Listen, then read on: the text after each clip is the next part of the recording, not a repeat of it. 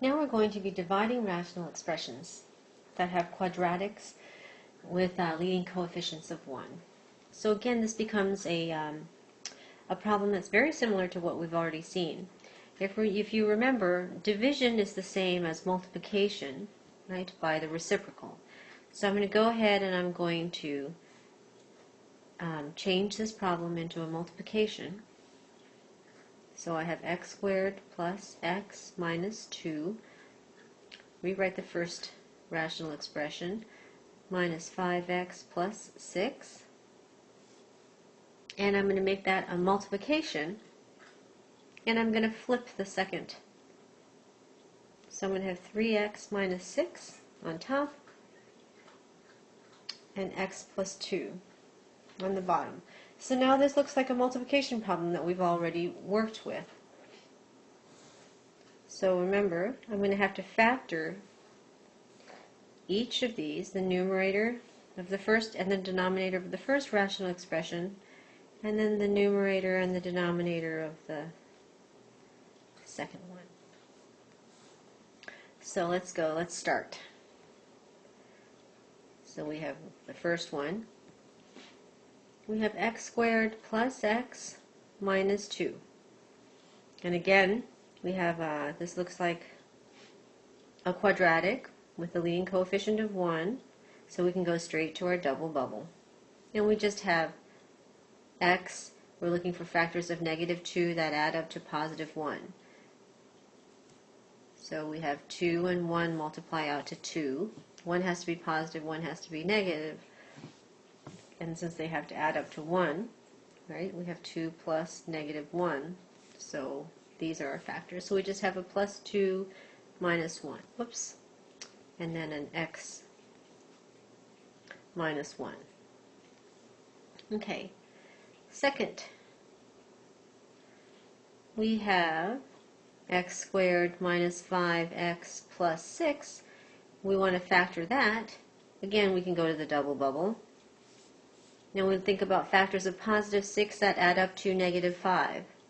So we have negative 2 and negative 3, right? Negative 2 plus negative 3 gives me negative 5. Negative 2 times negative 3 gives me a positive 6. So my factors are negative 2 and negative 3, so I have x minus 2, x minus 3. Third one. Right, now I'm back here, I have 3x minus 6. Well, that's just a binomial. I look at the two terms and I can see that a 3 can be factored out, and I have x minus 2 left.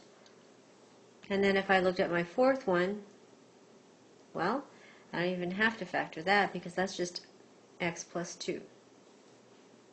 Okay, so now I'm going to go ahead and rewrite my original problem in terms of their factors.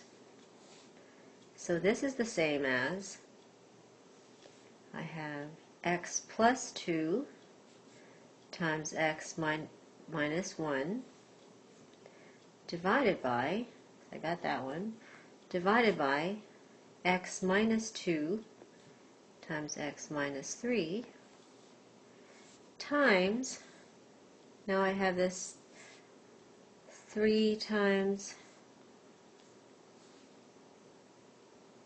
x minus 2 all over x plus 2.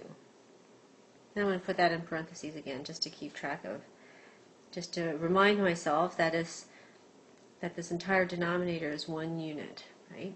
So if I look across, I have broken everything down into its factors, and it becomes a strict multiplication of its factors across. So again, I can look in my numerator and denominator to see if I have any common factors that I can cancel, right? So let's see, I have an x plus 2 up here, and I have an x plus 2 down there. So those cancel. And then I have an x minus 2 up here and an x minus 2 down there. So those can cancel. So now all I'm left with, let's go ahead. Now all I'm left with is an x minus 1 on top. Oh, and I have my 3 here, right? So I have 3 times x minus 1, all divided by, and I have an x minus 3 on the bottom, by x minus 3. So that's my simplified answer.